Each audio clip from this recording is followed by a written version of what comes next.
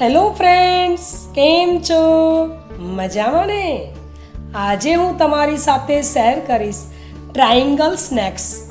ઘરમાં રહેલી એક જ વસ્તુનો ઉપયોગ કરી એકદમ ઓછા ખર્ચામાં અને સરળતાથી બની જાય એવો અને બાળકોને ખૂબ જ ભાવે એવો નાસ્તો ઘરે કેવી રીતે બનાવવો એ આપણે શીખીશું.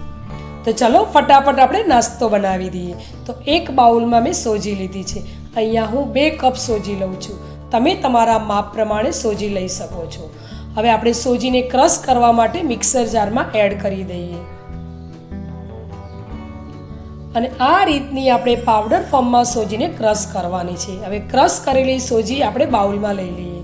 હવે મસાલા કરવા માટે અહીંયા સ્વાદ અનુસાર મીઠું અને શેકેલા જીરાનો પાવડર લીધો છે, એડ કરી દઈએ અને 2 ટેબલસ્પૂન જેટલું ઓઇલ લીધું છે એ આપણે એડ કરી દઈએ. હવે બધી જ વસ્તુને આપણે હાથેથી સારી રીતે મિક્સ કરી લઈએ. હવે બધી જ વસ્તુ આપણે સારી રીતે મિક્સ થઈ ગઈ છે અને તેલ લોટમાં મિક્સ થયા પછી લોટનું ટેક્સચર ક્રમ્બલી બની ગયું છે. હવે આપણે લોટ બાંધવાનો છે, તો આપણે થોડું થોડું પાણી એડ કરતા જઈ અને લોટ બાંધીશું. આપણે એકસાથે પાણી એડ કરીને લોટ નથી બાંધવાનો. અને મારે અહીંયા 2/3 કપ જેટલું પાણી યુઝ થયું છે અને આપણો લોટ હવે બંધાઈ જવા આવ્યો છે. તો આપણા બંધાયેલા લોટ ઉપર કપડું ઢાંકી 10થી 15 મિનિટ સુધી રેસ્ટ આપીશું. લોટ રેસ્ટ લે ત્યાં સુધી આપણે મસાલો બનાવી દઈએ. તો અહીંયા મેં 2 ટેબલસ્પૂન જેટલા નૂડલ્સ મસાલા લીધા છે અને ½ ટીસ્પૂન જેટલું લાલ મરચું પાવડર લીધું છે. એ બંને વસ્તુને સારી રીતે મિક્સ કરી લઈએ. નૂડલ્સ મસાલાની જગ્યાએ તમારે મેગી મસાલો યુઝ કરવો હોય તો તમે કરી શકો છો.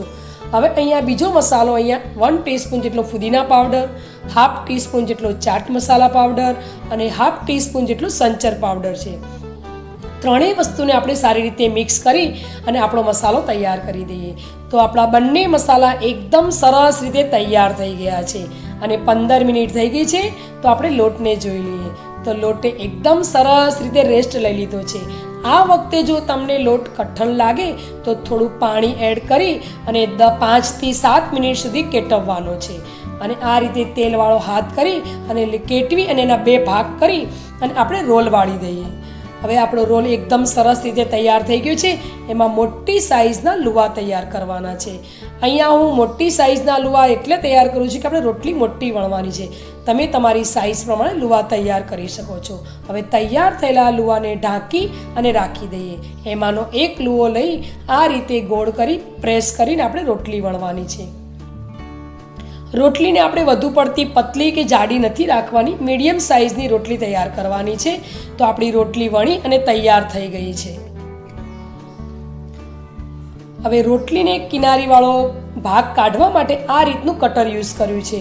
જો તમારી પાસે આ રીતનું કટર હોય તો, અથવા આ રીતનું જો ડિઝાઇનવાળું કટર હોય તો તમે યુઝ કરી શકો છો. હવે કિનારીવાળો ભાગ કાઢી અને આપણે સ્ક્વેર શેપ આપી દઈએ.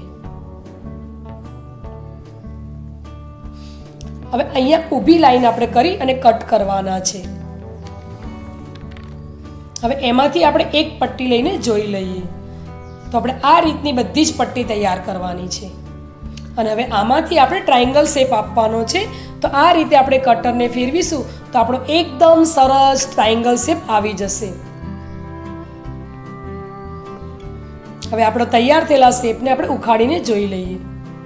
તો તમે જોઈ શકો છો કે આપણો એકદમ સરસ ટ્રાયેંગલ શેપ આવી ગયો છે. હવે ટ્રાયેંગલ શેપને તળવા માટે મેં તેલ ગરમ કરવા રાખી લીધું છે. આપણે એક ટુકડો એડ કરીને ચેક કરી લઈએ.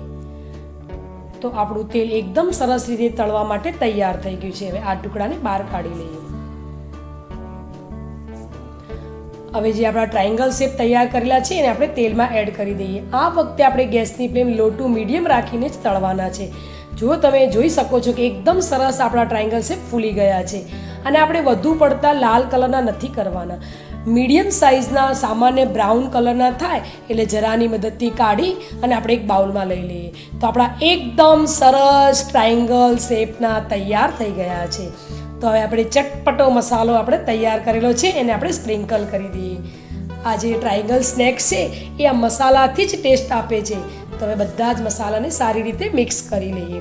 હવે આપણા બીજા પણ તળાઈ ગયા છે એને પણ એક બાઉલમાં કાઢી લઈએ.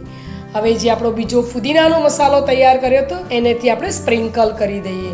અને આપણે જે વધારે મસાલો સ્પ્રિંકલ કરશું તો આપણે એકદમ સરસ ટેસ્ટ આવશે. અને જો તમારે ફુદીના સિવાય ત્રીજો મસાલો બનાવવો હોય તો તમે મરી પાવડર, સંચર પાવડર અને ચાટ મસાલો ત્રણેય વસ્તુ મિક્સ કરીને બનાવી શકો છો. તો હવે બંને મસાલાવાળા ટ્રાયેંગલ સ્નેક્સ બાળકોના લંચ બોક્સમાં ભરવા માટે તૈયાર થઈ ગયા છે. ચલો આપણે જોઈ લઈએ. તો એકદમ સરસ આપણો ટ્રાયેંગલ સ્નેક્સ તૈયાર થઈ ગયો છે. એકવાર જરૂરથી ટ્રાય કરવા જેવા છે. અને બાળકોને આ રીતે ઘરે બનાવેલો નાસ્તો આપશો તો બજારનો નાસ્તો લાવવાની જરૂર જ નહીં પડે અને બાળકો હોંશે ખાશે. જો તમને મારી આજની આ રેસીપી ગમી હોય તો તમે લાઈક કરજો, ફ્રેન્ડ્સ અને ફેમિલીમાં શેર કરજો અને સબસ્ક્રાઈબ કરવાનું તો ભૂલતા જ નહીં. અને બાજુમાં આવેલા બેલ આઇકનને પ્રેસ કરજો જેથી કરીને તમને મારી અવનવી રેસીપીનો વિડીયો સૌથી પહેલો મળી જાય. નવી રેસીપી સાથે ફરી મળી